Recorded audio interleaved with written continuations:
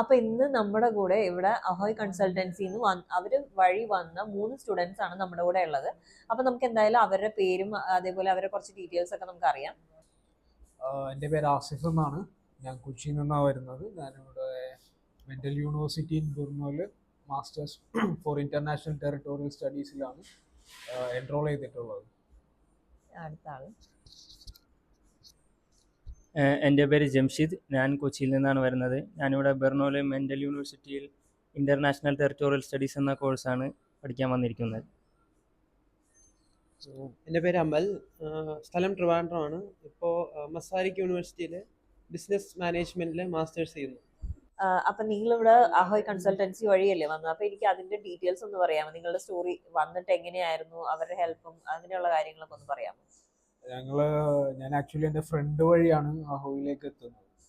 ഞങ്ങളങ്ങനെ വന്ന് 1-2 സിറ്റിങ്ങിന് ശേഷം ഞങ്ങൾ അഹോയി തന്നെ ചൂസ് ചെയ്യായിരുന്നു. പിന്നെ അതിനുശേഷം യൂണിവേഴ്സിറ്റീസൊക്കെ സോർട്ട് ഔട്ട് ചെയ്ത് ഫൈനലി മെൻ്റൽ യൂണിവേഴ്സിറ്റി ബുർണോയിലുള്ള മെൻ്റൽ യൂണിവേഴ്സിറ്റി ഫിക്സ് ചെയ്യുകയും അതുപോലെ തന്നെ കോഴ്സും ബാക്കിയുള്ള കാര്യങ്ങളെല്ലാം ഫിക്സ് ചെയ്തിട്ട് നമ്മൾ വരികയായിരുന്നു. പക്ഷേ ഓവറോൾ ത്രൂ ഔട്ടുള്ള പ്രോസസ്സ് എല്ലാം അഹോയുടെ ഭാഗത്തു നിന്നുള്ള സപ്പോർട്ടിൽ നമുക്ക് വളരെ ഈസി ആയി കിട്ടിയിട്ടുണ്ട്. ഇപ്പോൾ അറ്റസ്റ്റേഷൻ മുതൽ നമ്മുടെ വിസ പാസ്പോർട്ട് കളക്ഷൻ വരെയുള്ള കാര്യങ്ങളിൽ ത്രൂ ഔട്ട് ഫുൾ സപ്പോർട്ടാണ് ദ എൻറ്റയർ ടീം. ഇവരുടെ സീനിയർ ഒഫീഷ്യൽസ് മുതൽ ഇവരുടെ ഓഫീസിലുള്ള സ്റ്റാഫ്സ് വരെ വളരെ കമ്മ്യൂണിക്കേറ്റ് ചെയ്യാനൊക്കെ വളരെ ഈസിയായിരുന്നു. ഇവൻ ഇവിടെ എത്തിയിട്ട് പോലും നമ്മുടെ എയർപോർട്ട് പിക്കപ്പ്, അതുപോലെ തന്നെ ബാക്കിയുള്ള കാര്യങ്ങളിലുള്ള ഗൈഡൻസ്, ഒരു ബാങ്ക് അക്കൗണ്ട് ഓപ്പൺ ചെയ്യുക, അതുപോലെ തന്നെ മിനിസ്ട്രിയിലുള്ള രജിസ്ട്രേഷൻ പോലുള്ള എല്ലാ കാര്യങ്ങൾക്കും അഹോയുടെ ഭാഗത്തു നിന്ന് വളരെ നല്ല രീതിയിലുള്ള സപ്പോർട്ട് ഉണ്ടായിരുന്നു. ഇയാളൊക്കെ എങ്ങനെയായിരുന്നു? ഞാൻ സോഷ്യൽ മീഡിയ വഴി ഒരുപാട് സെർച്ച് ചെയ്തതിന് ശേഷമാണ് അഹോയിലായിട്ട് എത്തിച്ചേരുന്നത്. എനിക്ക് ഇവിടെ നിന്നുണ്ടായ ഗുണം എന്ന് പറഞ്ഞാൽ എന്തും ഏത് സമയവും നമുക്ക് ചോദിച്ചാൽ റിപ്ലൈ തരാൻ ഇവിടുത്തെ സ്റ്റാഫുകൾ ഉണ്ടെന്നുള്ളതാണ് എനിക്ക് കിട്ടിയ ഏറ്റവും വലിയ അഡ്വാൻറ്റേജ്. എയർപോർട്ട് പിക്കപ്പ് മുതൽ ഇപ്പോൾ ഇവിടെ ലാൻഡ് ചെയ്തത് വരെ ഉള്ള എല്ലാ സപ്പോർട്ടും അവരെനിക്ക് കറക്റ്റായിട്ട് തന്നിട്ടുണ്ട്. ഈവൻ എനിക്കിപ്പോഴും അവരെ മെയിൽ ചെയ്തോ അല്ലെങ്കിൽ വാട്സപ്പ് കോൾ ചെയ്തോ കോൺടാക്ട് ചെയ്താൽ കൃത്യമായ ആൻസർ ലഭിക്കുന്നു എന്നുള്ളതാണ് ഞാൻ കണ്ട ഏറ്റവും നല്ലൊരു ക്വാളിറ്റി. ഓക്കെ, അപ്പൊ ഇവിടെ വന്നിട്ട് നിങ്ങൾക്ക് രണ്ടുപേർക്കും ത്രൂ ഔട്ട് ഒരു കുഴപ്പമില്ല, അവരുടെ സർവീസ് വളരെ ഹാപ്പി ആയിട്ടുള്ള രണ്ടാൾക്കാരാണ്. അപ്പൊ ഇനി ഇയാളുടെ കാര്യം? ആക്ച്വലി ഞാൻ പ്രൊസീജിയർ സ്റ്റാർട്ട് ചെയ്തത് വേറൊരു ഏജൻസി ത്രൂ ആയിരുന്നു. ആഫ്റ്റർ അഡ്മിഷന് ശേഷം പ്രൊസീജിയേഴ്സ് ഒന്നും കറക്റ്റ് അല്ലായിരുന്നു.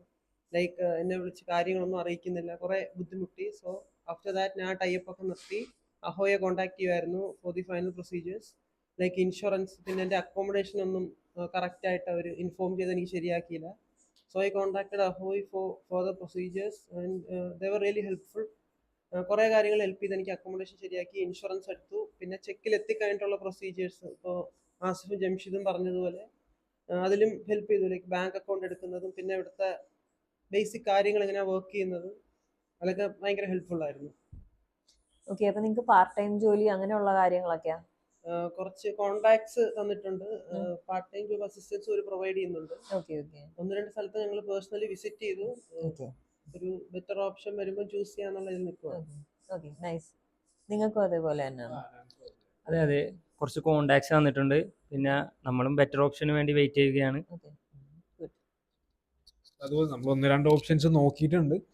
അപ്പോൾ നമ്മൾ വന്നിട്ട് ഇപ്പോൾ ഒരു 2 വീക്സ് ആവുന്നേ ഉള്ളൂ. അപ്പോൾ അതിൽ 1-2 ഓപ്ഷനിൽ ബെറ്റർ ഏതാണെന്ന് വെച്ചാൽ അത് നമ്മൾ വൈകാതെ തന്നെ ചൂസ് ചെയ്തിട്ട് വർക്കിനുള്ള കാര്യങ്ങളൊക്കെ സ്റ്റാർട്ട് ചെയ്യും. അപ്പൊ ഇപ്പൊ നിങ്ങൾ ഇവിടെ വന്നതിന് ശേഷം നിങ്ങൾക്ക് സ്ഥലമൊക്കെ ഇഷ്ടപ്പെട്ടോ? എങ്ങനെയാണ്? സ്ഥലമൊക്കെ വളരെ ബ്യൂട്ടിഫുൾ ആണ്. മോസ്റ്റ്ലി കൺവീനിയന്റ് ആണ്. എല്ലാം നടന്ന് ചെയ്യാവുന്ന ദൂരമേ ഉള്ളൂ ബെർണോയിൽ. കാരണം എല്ലാം അടുത്തടുത്തുണ്ട്. വോക്കബിൾ സിറ്റിയാണ്. 24 hours പബ്ലിക് ട്രാൻസ്പോർട്ട് ഉണ്ട്. ആളുകളൊക്കെ സേഫ് ആണ്. നമുക്കിപ്പോൾ ഏത് രാത്രി വേണമെങ്കിലും എവിടെ വേണമെങ്കിലും പബ്ലിക് ട്രാൻസ്പോർട്ട് ഉപയോഗിച്ച് പോവാം. സേഫ് ആണ്, കൺവീനിയന്റ് ആണ്. നമുക്ക് ബാക്കിയുള്ള ആക്സസറീസ് ആണെങ്കിൽ പോലും ഒരുപാട് അടുത്തടുത്തുണ്ട് എല്ലാം. അപ്പൊ നിങ്ങളിപ്പോ വന്നിട്ട് നിങ്ങളുടെ യൂണിവേഴ്സിറ്റിയും കാര്യങ്ങളെ കുറിച്ച് ഓരോരുത്തരും ഒന്ന് സംസാരിക്കണമെങ്കിൽ ഭയങ്കര യൂസ്ഫുൾ ആയിരിക്കും. ഞങ്ങളിപ്പോ ക്ലാസ് തുടങ്ങിയിട്ടില്ല, നെക്സ്റ്റ് മൺഡേ സ്റ്റാർട്ട് ചെയ്യുള്ളൂ. അപ്പോൾ നമ്മൾ ഓൾറെഡി യൂണിവേഴ്സിറ്റി ഫാക്കൽറ്റിയിൽ പോയിരുന്നു, എൻറോൾമെൻറ്റിന് വേണ്ടി പോയിരുന്ന സമയത്ത് വളരെ മോഡേണൈസ്ഡ് ആയിട്ടുള്ള നമ്മൾ ഇത്രയും കാലം നാട്ടിൽ കണ്ടതിൽ നിന്നും വളരെ ഡിഫറെൻ്റ് ആയിട്ടുള്ള അറ്റ്മോസ്ഫിയർ, ഇപ്പോൾ ഫാക്കൽറ്റിയുടെ ഭാഗത്തു നിന്നുള്ള അപ്രോച്ച് ആണെങ്കിലും ഒരു പ്രൊഫഷണൽ ആയിട്ടുള്ള പുതിയൊരു എക്സ്പീരിയൻസ് ആണ്. നിങ്ങളുടെ എക്സ്പീരിയൻസ് ഒന്ന്. എനിക്കും വളരെ ഒരു കൗതുകം ഉണർത്തുന്ന ഒരു എക്സ്പീരിയൻസ് ആയിരുന്നു. കാരണം കേരളത്തിലെ യൂണിവേഴ്സിറ്റിയിൽ പഠിച്ചു വരുന്ന ഒരാൾക്ക് ഇത്രയും മാനേഴ്സോടുകൂടി ഇത്രയും പൊളൈറ്റായിട്ട് സംസാരിക്കുന്ന യൂണിവേഴ്സിറ്റി സ്റ്റാഫിനെ കണ്ടപ്പോൾ തന്നെ ഞങ്ങൾക്ക് പകുതി ആശ്വാസമായി. ഓക്കെ, ഇയാളുടെ എക്സ്പീരിയൻസ് എങ്ങനെയുണ്ട്? സെയിം അവസ്ഥയാണ്. ക്ലാസ് സ്റ്റാർട്ട് ചെയ്യാൻ പോകുന്നേ ഉള്ളൂ. ഓക്കെ ആക്ച്വലി എൻറോൾമെന്റിനും ID കാർഡ് കളക്ഷൻ അങ്ങനെ ബേസിക് പ്രൊസീജിയേഴ്സിനെ പോയിട്ടുണ്ട്. Okay.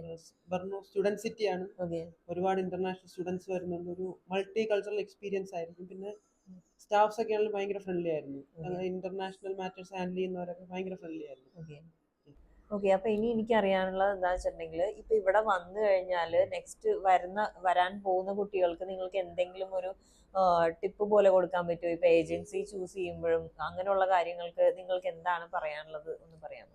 നിങ്ങൾ സ്റ്റഡി അബ്രോഡ് ചൂസ് ചെയ്യുന്നവരാണെങ്കിൽ നിങ്ങൾ എക്സ്ട്രീം ഈസി ആയിട്ടുള്ള ഓപ്ഷൻസ് എടുക്കും. ഇപ്പോൾ ചില കൺട്രീസിൽ പ്രൈവറ്റ് യൂണിവേഴ്സിറ്റികളിലൊക്കെ ഒരുപാട് നിങ്ങൾക്ക് ഇന്ന് ഓഫർ ലെറ്റർ കിട്ടി നിങ്ങൾക്ക് വളരെ എളുപ്പം കയറി പോകുന്നൊരു അത് ചൂസ് ചെയ്യാതെ കുറച്ച് ടൈം എടുത്തിട്ടാണെങ്കിലും ദർ ആർ ബെറ്റർ ഓപ്ഷൻസ്. ഇപ്പം ഞങ്ങൾ പഠിക്കുന്നത് ഞങ്ങൾക്ക് അഡ്മിഷൻ കിട്ടിയത് പബ്ലിക് യൂണിവേഴ്സിറ്റിയിലാണ്. അപ്പോൾ അതിൻ്റേതായിട്ടുള്ളൊരു വാല്യൂ ഉണ്ടാവും.